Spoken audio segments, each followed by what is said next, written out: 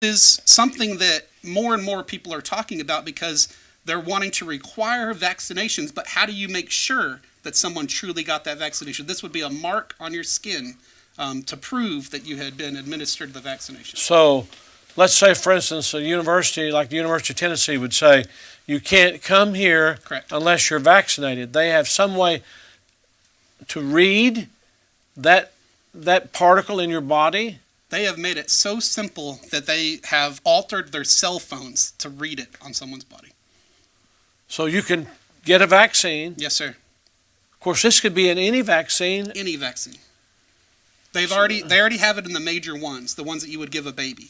They've already put this in the major vaccines. It hasn't been administered by the FDA to the children yet, but the vaccine has already been prepared.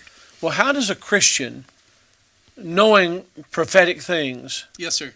Now, this is for sometimes a child, a small child, they inadvertently or unknowingly Yes, sir. receive this. So this can't be exactly what we're reading about in prophecy about people choosing to take this mark, but at the same time, the technology is available. Correct. I believe, Pastor, just like you said a few weeks ago, there is a spirit to all of this. It's not just a physical thing that can take place and the concept has been known.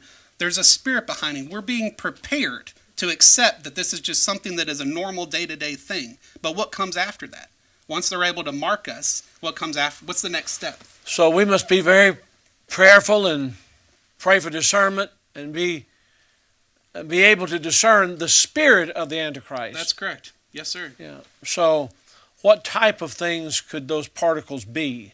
The ones they have formed are actually quantum dots. So those are semi-conducting nanoparticles. They're a billionth of a meter small. And by that, what I mean is they're little pieces of metal.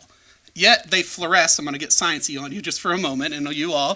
They fluoresce under any wavelength of color if you hit them with UV light, including the near infrared. But what does that mean in lay terms? It's easy. You can track something visually by hitting it with a UV light. The reason they're even called quantum dots is they have what's called a quantum yield of about 96%. And what that means is very simple.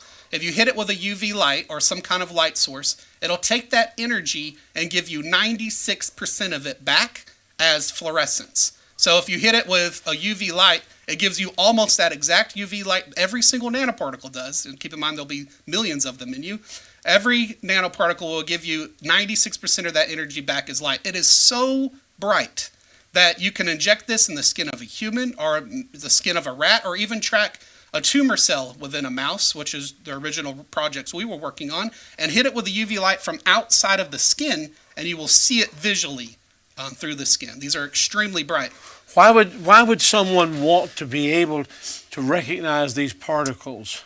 The original paper claims that if you go to a country like Africa, for say, there's not a good system of documentation of who has received and who hasn't received their vaccinations. Like we might have gone as children and seen a smallpox vaccination and they know, oh, you've had the vaccination. Correct. Or you would have your vaccination card. But not everyone has that or even has the ability to go back and get that. So this would be a way that you literally carry the information with you through a mark that is embedded in your skin. Well, I'm not trying to lead you. Yes, sir. I'm just want to be as objective as possible. Does this mean that you don't know exactly what they're putting in you? Correct. I would argue and I would suggest that each and every one of you ask your doctor for the black label of a vaccination.